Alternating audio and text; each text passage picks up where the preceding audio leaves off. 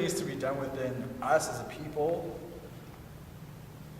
is being accountable to a lot of things that we have to live with now. Because a lot of us do take advantage of a lot of things. And the thing is because we grew up as a people knowing to take advantage, because that's really the apology that was set before us, is that taking advantage of certain resources and so many things of that nature. And because of that, we grew up used to it. And now that things are trying to change that, what do? We have no clue how to be accountable in what sense, that if there's no reward, what's the reason to be accountable? Because we're already used to being okay with having money given to us by the government and stuff like that. I'm not going to go into, I don't know more, I'm not going to jump into that because I'm going to get into a whole, I'm going to give some comments that are going to get overwhelming and can be offensive, so I'm not going to do that. But I feel the need for community for First Nations people is us and the people that we're living alongside now, is understanding each other and forgiving each other from that understanding. And the need that needs to be brought forward is accountability by both sides. If we're talking in more so the sense of not about like Christianity or anything, I'm talking about just within certain things that have been brought forward within the government in the past couple of years, and well, actually the past 8 years, and now what's going on now.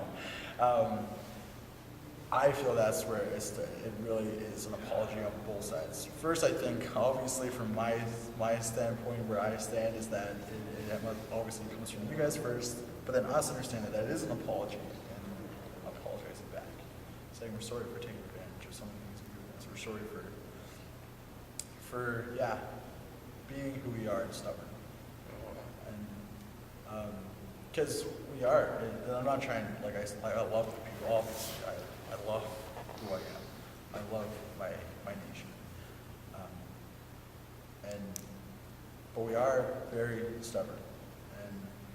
And it's just trying to step away from that and seek meekness and seek humility. And then from there, that's when the step forward happens. And I think the step forward needs to happen. I think the apology has already been said. It's just for us to understand it and step forward in the apology and being okay with it. That's the need of the community. And I think within, as far as Christ being a part of those communities, within, I hold by this a lot. Just within my walk and what I've learned from the past few years is that Christ is love. God is love. And you seek out love, which entails humility, meekness, so many things like that. Selflessness. You'll in turn understand where that's coming from. Because love and all those things lead back to God, lead back to Christ.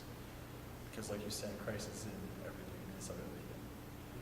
Just like how don't correct me if I'm wrong, First or Second Corinthians, where it talks about sacrificing offerings to idols. Don't tell them they're wrong. It's pretty straightforward that the Church of Corinth was telling these newborn Christians that you don't have to make these sacrifices to eat your food. You can just eat your food. But they're forcefully saying that you can't do that. You got to stop that. And then Paul in the letter says, "Who are you to tell these people different when you, a few years back, used to do the same?" And that's where I think it's just, like I said, understanding from both sides that I feel, because once he gave these letters and started telling them to seek that humility and not to just force these things and force these things on each other as it is for us, forcing these things on each other, then forcing it back kind of thing and lashing back at each other. As you step away from that and start seeking that humility, I feel that'll bring greater opportunity for love and God and Christ and just who he is. which is a big step, but definitely a step that will be taken, I feel. Will be taken. It doesn't need to be taken, it just happens. Before the truth will come to fill our eyes, the wool comes down in the form of fire. And when the answers and the truth have cut their ties, will you still find me? Will you